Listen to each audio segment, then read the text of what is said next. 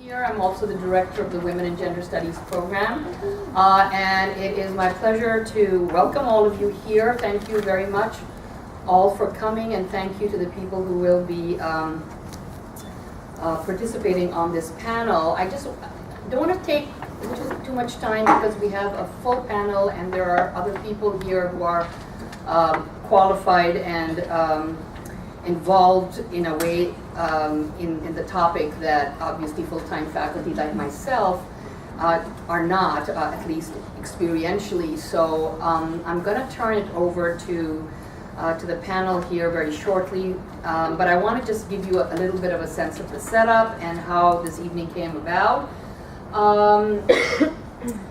There was a discussion on the MSU discussion list about the state of adjunct faculty and other contingent faculty at MSU, but also nationwide. And as director of Women and Gender Studies and a feminist, it occurred to me that this is an issue that we've been aware of for a very long time, obviously for many, many decades in higher education.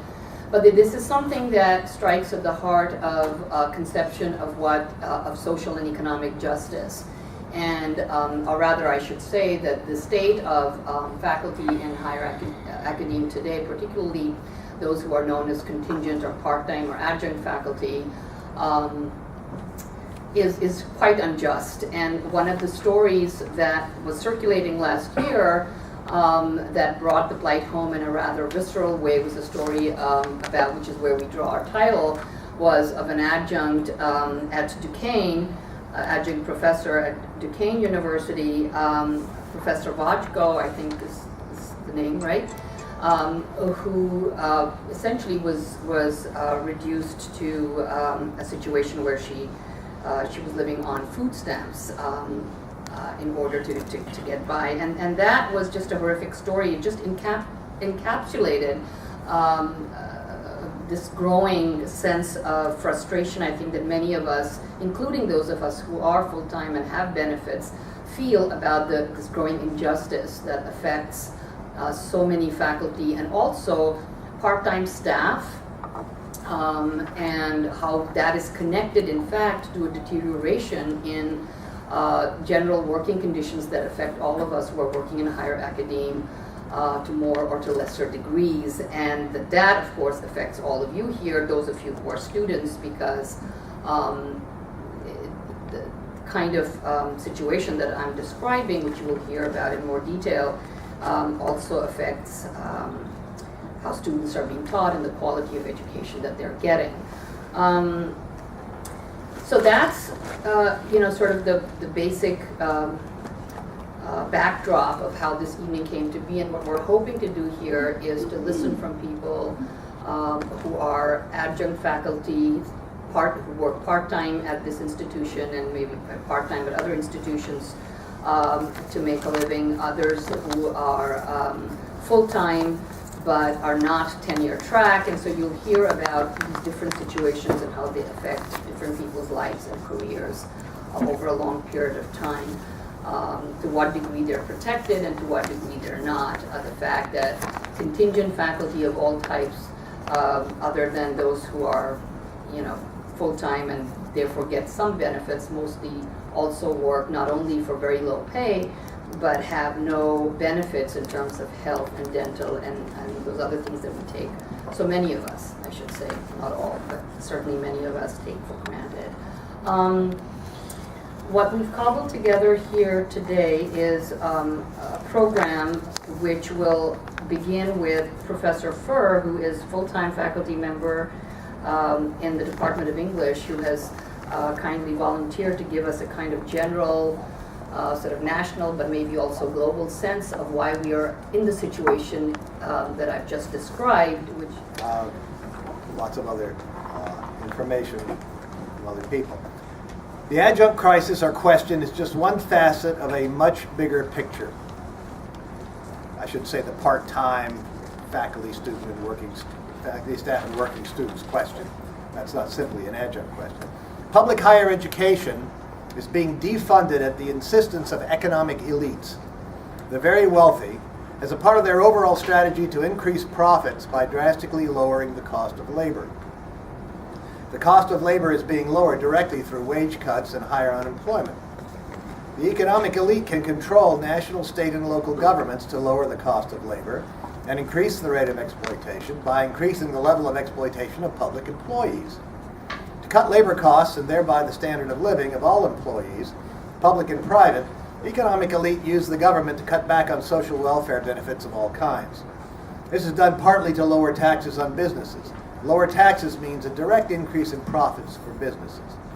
It's also done to destroy the expectation that the population should demand that governments put the population first ahead of profits. This effort has been underway since at least the early 1970s. It's well documented.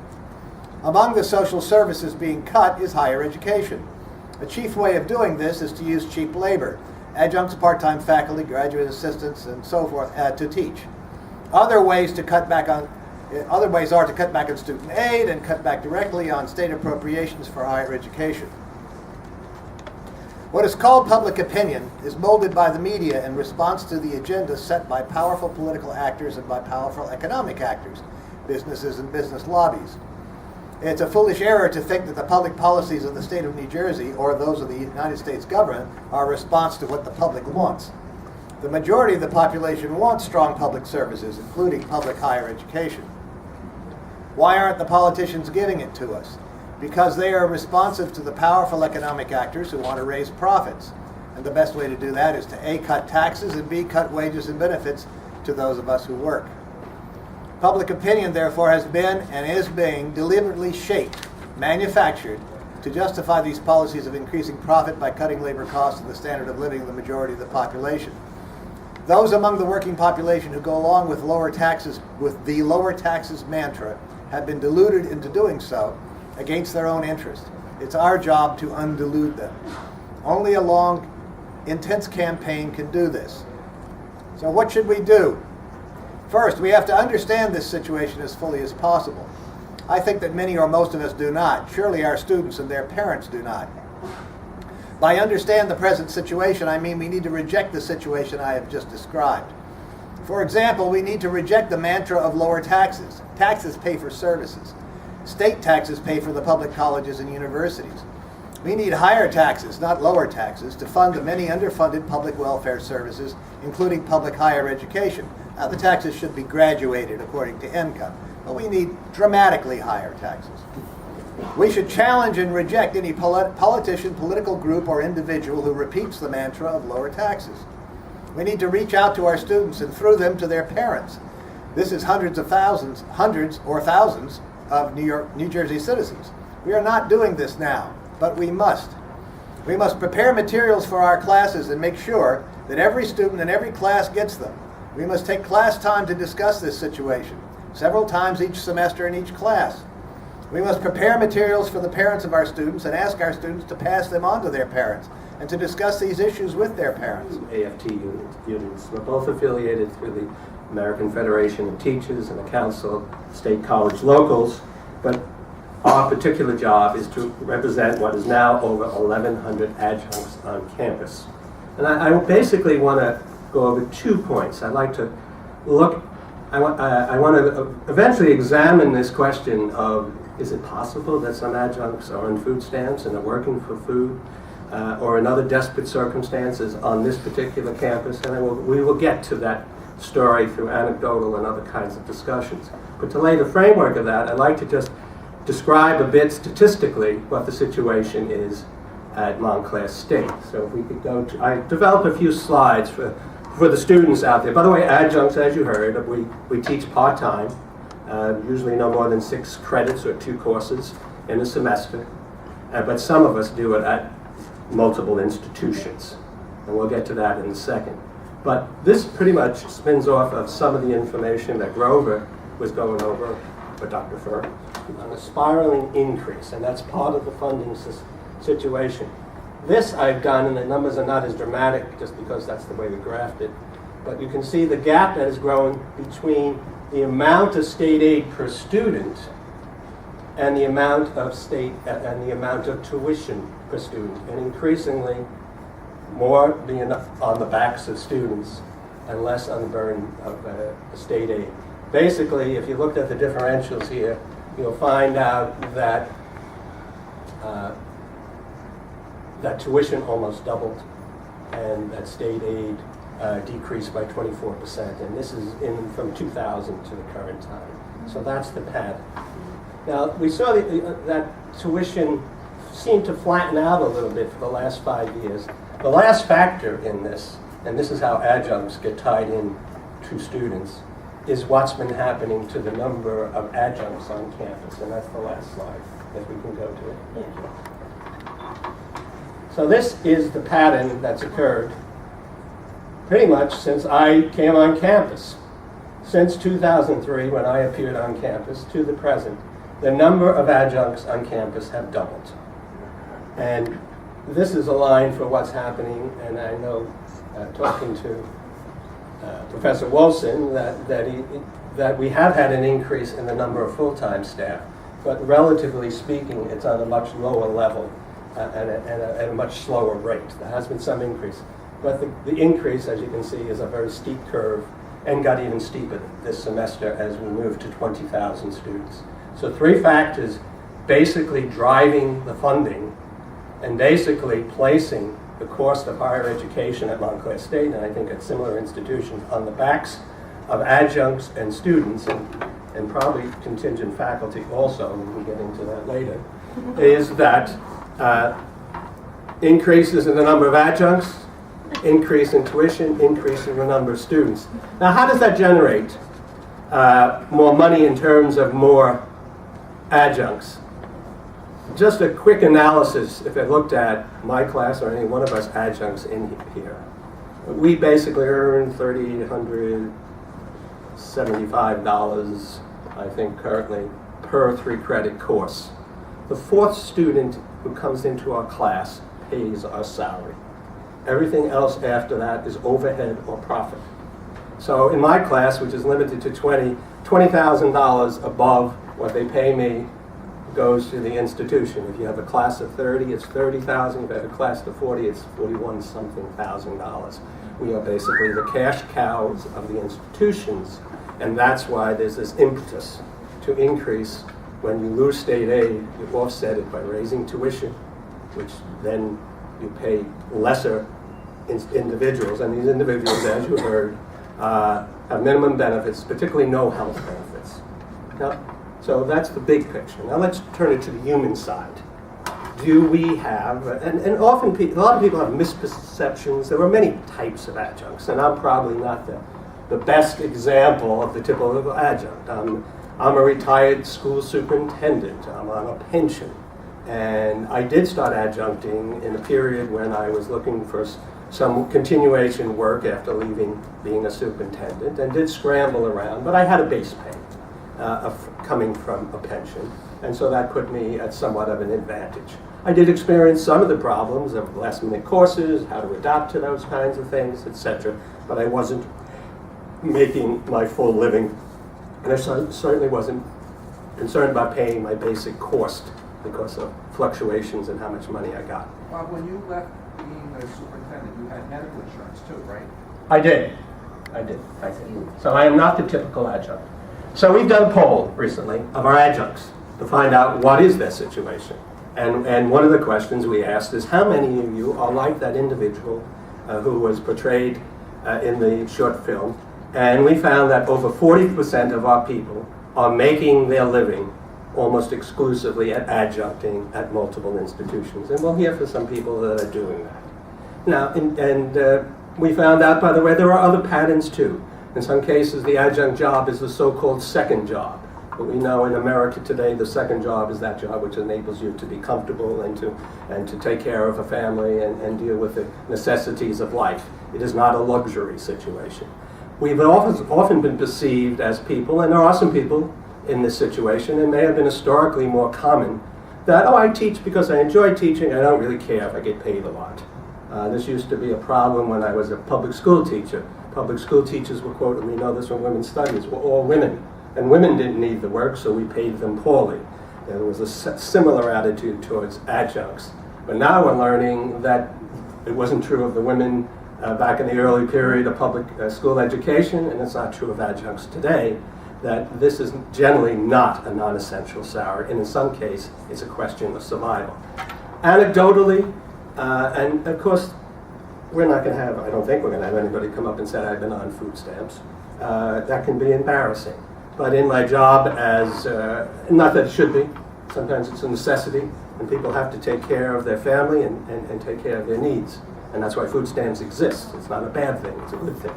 It should be generous and it should be funded, per Grover's point of view. And you'll see, also per Grover's point of view, the issue is the state is trying to get out of the situation of funding public education. It's leaving it all, throwing it back on the institution to figure out how to do it. So that's one area where we actually all have common ground and are concerned about how the state funds us, whether even the administration shares that point of view. Because the cuts in aid is what's forcing them to look at these other sources, or at least raises that possibility. So anecdotally, I get calls, we get grievances, we get concerns. An adjunct's laid off, 15, 17 years a teaching continuous institution. I won't even say the department because I don't want to identify this person because of confidentialities. And over the summer finds out that the usual 6 credits that she depends on teaching, as well as other teachings, and this person also had some artistic involvement that she tried to make a living at, is gone. And in the meantime, she had a house fire, and she's in a disastrous situation. And so practically in tears, she comes to me, what can you do to help me get my job back? Because I'm living in other people's houses. Whether food stamps played anything in that, I imagine it did. But that was what happened when the expected monies did not come in. One of our colleagues, those of us who are on the offices of the adjunct local, a good friend of ours who was one of our offices, came to us last year. He had left here and trying to find a better situation. He was a man with a family and children. And he thought maybe he'd try to go back into public school education after having taught a number of years here. And maybe he could find a way of doing that. And then we heard recently now he's back at adjuncting at a community college. And if the pay at state college is poor, the pay at community college is sometimes half of that. But he's, again, toggling in existence together, right? And trying to take care of his family. So with 40% of our people living on this, every time an expectation of money doesn't come through, their rent can be in trouble, their situation, and it certainly could be put pressure on the food. So that is a real situation. It's part of the overall unfortunate about a decade, and everything that has been said tonight is true. That is the reality of my life. So I'm not going to reiterate that. I'm just going to give you a few anecdotal pieces of evidence on top of that. I understand that I have about 7 minutes, so my comments are prepared to work within that frame. Is that still the frame of reference that we're working with, about 7 minutes or so? Okay. Extraordinary things, good and bad, happened to me. So I picked 2 stories. One was the best experience that I've had as an adjunct, and a lot of love and support and resources and great care that I received from the university. And the other is the worst experience that I had as an adjunct, and was the total opposite of that and a complete nightmare. So I'll share the good story with you. I'm currently teaching 6 courses at 3 different universities, but I've taught at a lot of different colleges and universities around New Jersey. And I don't want to share the names of either of these places just to protect their identity, but what I can tell you is that neither of them are here. Neither of them are Montclair State University. So at this one university that I'm at, it's a Division III school, which, if you know anything about athletics, is kind of below a Division I, below a Division II, and they're still fairly competitive in athletics, but not at a very high echelon level. And they should be putting academics before athletics. So I had a star of the women's basketball team in my women's and gender studies class, And despite my best efforts to help her along, she failed the course. She was placed in the course again with me a second time, and despite her continual promises that she was going to do better and get help and my working with her, she received an F in the course again. And after the semester was over, I received a phone call from a liaison with the athletic department saying, oh, you gave her an incomplete. And I said, no, I did not give her an incomplete. I gave her an F. And the liaison said, so you didn't give her the incomplete? And I said, no. And she said, well, you're the only one that would be able to do that. Nobody else would have the power to do that.